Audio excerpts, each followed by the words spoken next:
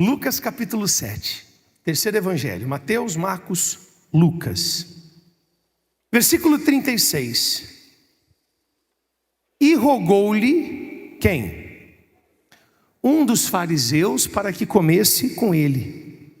E entrando na casa do fariseu, assentou-se à mesa. Rogar é diferente de pedir. Toda vez que você vê rogar, rogou-lhe, ele está insistindo, ele está suplicando, é quase implorando. Então, esse fariseu queria muito que Jesus estivesse na casa dele.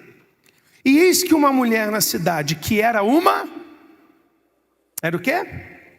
Pecadora, sabendo que estava à mesa em casa do fariseu, levou um vaso de alabastro com unguento.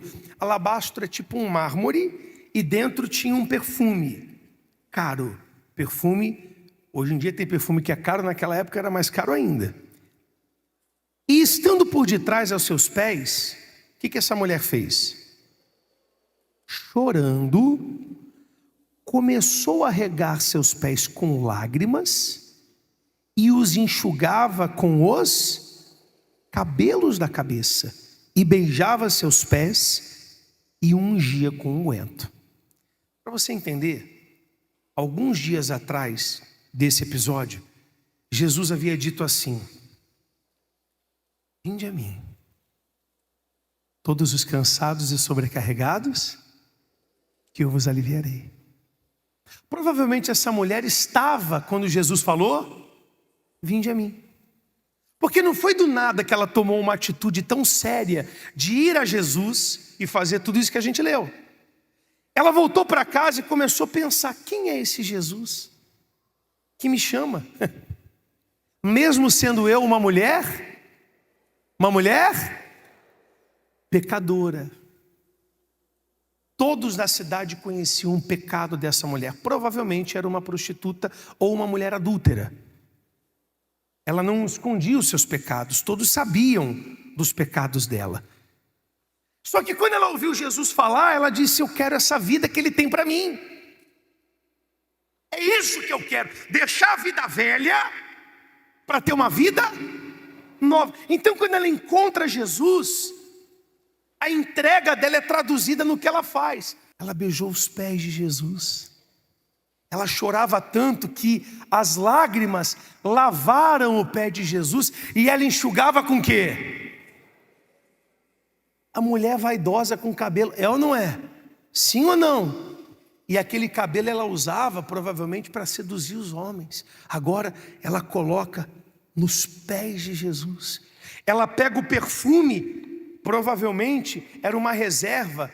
Naquela época não se guardava dinheiro, se guardava perfume, azeites, enfim, e derrama nos pés de Jesus. Se entrega. O Senhor falou para eu vir? Estou aqui. O Senhor falou para eu me entregar? Estou me entregando.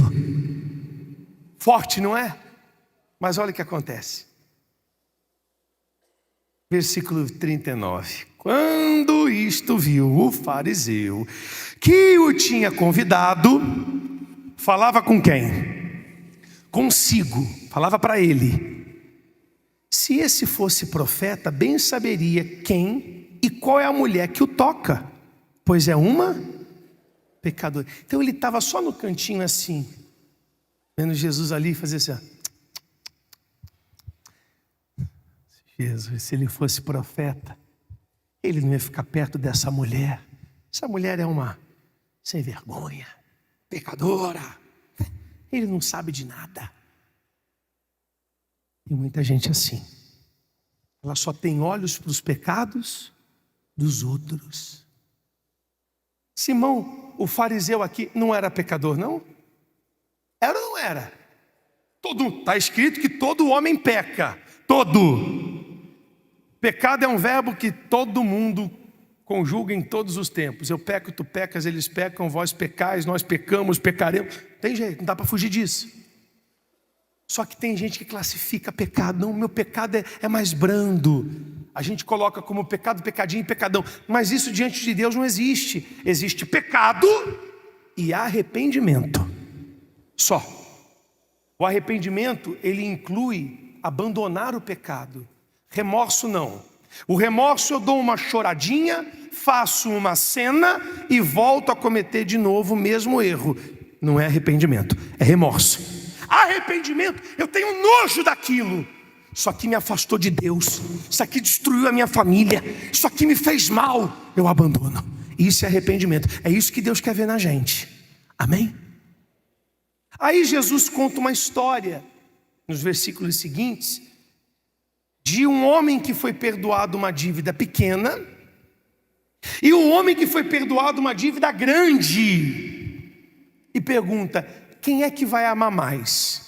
Quem foi perdoado da dívida de R$1, ou quem foi perdoado da dívida de R$1 bilhão?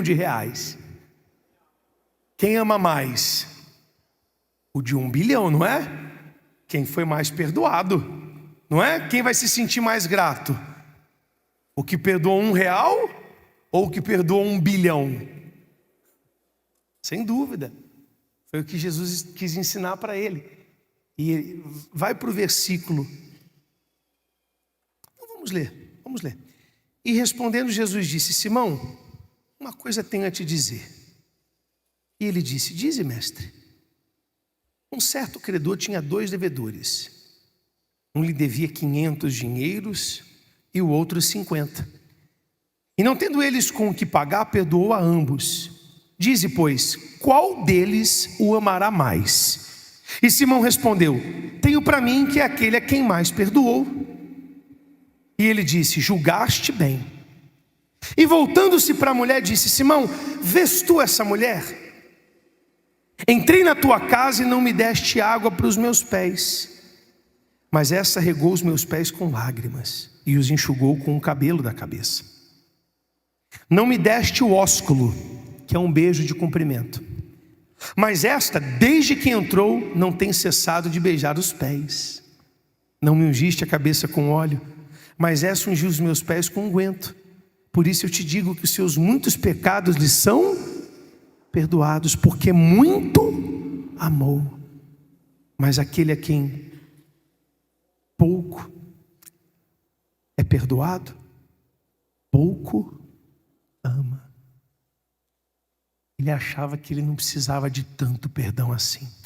E disse a ela: os teus pecados te são perdoados. Os que estavam à mesa começaram a dizer entre si: quem é esse que até perdoa pecados? E disse a mulher: a tua fé te salvou, vai-te em paz. Ele disse: os teus pecados estão perdoados. Por que os pecados dela foram perdoados? Porque ali naquele chão, ela entregou a vida dela. Ela entregou os cabelos, a vaidade, o orgulho, a condição, tudo. Em outras palavras, ela disse assim: Deus, me refaça. Voltou para casa salva. Você quer voltar para casa salva? Abandona esse pecado. Bispo, mas é só uma mentirinha que eu conto. Que tem de gente no inferno por causa de mentirinha, você não faz ideia. Quem é o pai da mentira? Então pode ser pequenininha, vai te levar para o inferno. Abandona esse pecado. Agora é a hora. Bispo, mas tem pecado que a minha carne gosta. Tem pecado que a carne gosta. Abandona esse pecado. Você sabe o que você tem que abandonar? Quem falou para essa mulher abandonar a vida velha? Foi o Espírito Santo que tocou nela. Ela foi e decidiu, como Zaqueu. Zaqueu se levantou e disse: eu resolvo mudar, vou parar de roubar os outros. Eu resolvo.